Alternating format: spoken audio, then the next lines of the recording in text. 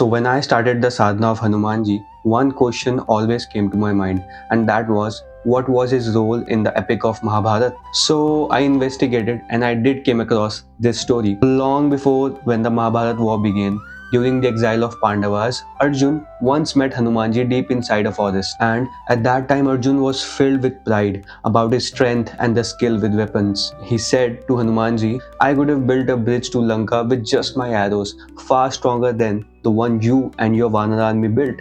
And hearing this, Hanumanji smiled and said, Is that so? Then build one and let's see if it can bear my weight, let alone my whole Vanara army. And then Arjun, confident and fiery, drew his divine arrows and built a shining bridge of energy and metal across the river. But then Hanumanji stepped onto it, and within moments, the bridge collapsed. Naturally, Arjun was stunned and his pride was shattered, and he even prepared to throw himself into the river out of shame. But then Lord Krishna appeared and he said, Stop, Arjun. You and Hanuman are not different from each other. While Hanuman is my energy in the form of Ram's devotee, you are my energy in the form of Krishna's warrior. Shri Krishna then revealed his divine form, showing both Arjuna's valor and Hanuman's devotion as parts of the same cosmic play. And seeing this, Hanumanji was moved.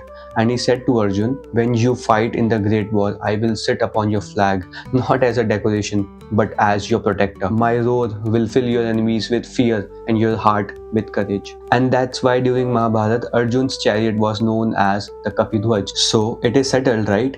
Hanumanji included himself in the war. Well, that's what I thought too, until I realized that in the Mahabharata, nothing happened without the will of Shri Krishna. So naturally, Hanumanji being present in the war, there must be something more to it. So after a lot of searching, when I myself was stuck in spirituality, this realization came to me. And the answer lies in the subtle language of the divine. Shri Krishna wasn't just building a war chariot, he was building a message for all humanity. And his message was that the Supreme Himself puts devotion above him, and that both knowledge and power are incomplete without love and devotion for the God. Hanumanji is the symbol of selfless devotion and pure bhakti. He never saw himself as separate from the Lord.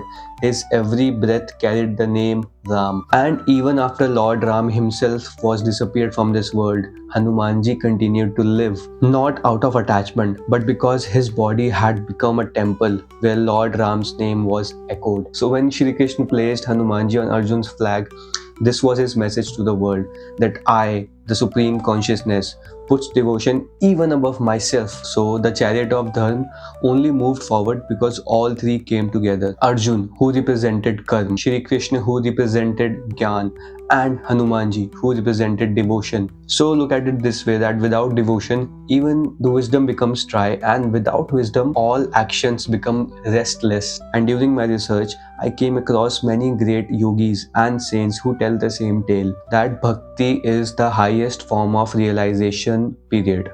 Like Shri Krishna Paramahansa once said, the path of knowledge is like walking on the edge of a razor, but walking the path of devotion is like walking while holding the hand of the Divine Mother. Tulsidas ji in Ramcharitramanas wrote, without bhakti, knowledge does not bear any fruit. It becomes dry and egoistic. Also, Swami Vivekananda said, the highest knowledge itself becomes devotion. When we truly realize God, the love for him flows automatically. And last but not the least, Paramahansa Yogananda very beautifully said, meditation without love is like a body without a soul. And devotion is the magnet that draws God's response. Even the most disciplined meditation, like you could be meditating for hours, it can only find its true power only when your heart is involved. And that is when all the mantras becomes a calling, not just a technique. And when I used to meditate only through focus, there was silence but also emptiness. Yes, there was peace but not fulfillment. But when I began chanting Ram Nam, really feeling it, not just chanting it mechanically, something truly shifted within me. That is when my meditation was no longer just silence, it was presence. That was the first time when I felt like somebody is listening and somebody is responding. And that's when I realized that meditation without devotion and bhakti is just like fire but without warmth. It may illuminate but it lacks transformation. But when we add devotion and keep it above everything else, and when I talk about everything, I mean is all your actions, your techniques, your meditations, your knowledge, your every mantra, it starts vibrating.